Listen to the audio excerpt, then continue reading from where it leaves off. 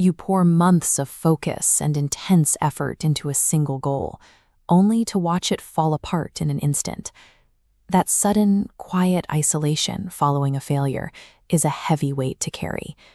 For a young artist named Anish, looking down at a losing certificate from a local art competition felt entirely final. He equated losing one contest with hitting the absolute limit of his potential. When we anchor our value to outside praise, losing a competition causes our internal self-worth to shrink rapidly, creating a vacuum of self-doubt. The brain perceives this sudden drop in status as a physical threat. In Anish's case, his own subconscious stepped in to interrupt this downward spiral.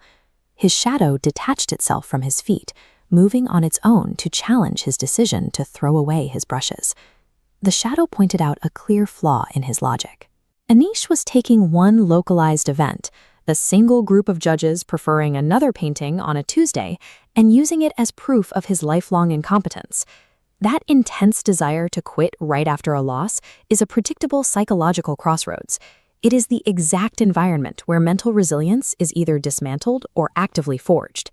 The shadow pulls Anish's perspective inward, navigating away from the rainy field into a mental landscape designed to strip away his misconceptions about failing. Before a master artisan throws a perfect face, dozens of initial attempts will inevitably wobble, cave in, and violently collapse into wet lumps of clay. High concentrations of errors are biologically required early on. Your brain needs to make physical mistakes to map boundaries, eventually mapping neural pathways to a smooth plateau of capability. Every mistake provides measurable data. When clay breaks, your nervous system records the exact pressure threshold to adjust your hands. Those broken pots are the exact data points that define the final, perfect shape. Nearby, a tiny green seedling forces its way up through heavy, cracked stones. This represents stress adaptation. Living systems fundamentally require friction to grow. Think of muscle fibers or bone density, even cognitive problem-solving skills. They only increase their capacity when forced to push against a restrictive load. Take a look at a root system in empty space with zero obstacles. It remains thin and fragile. But when forced to navigate around dense barriers, it responds to that stress by growing thicker and structurally superior. A system that never faces resistance remains weak by default. True capability is the direct biological result of fighting through heavy friction. Deeper in this landscape, a celebrated master artist opens a dusty portfolio, revealing early sketches with terrible proportions and messy shading. We fall for the illusion of talent. Society praises the polished masterpiece hanging in a gallery, ignoring the years of isolated frustration that produced it. The reality is that visible talent is just a tiny fraction of the process. The hidden structure behind any masterpiece is thousands of unglamorous repetitions. The trap catches us when we unfairly compare our own messy practice hours to someone's fully visible peak.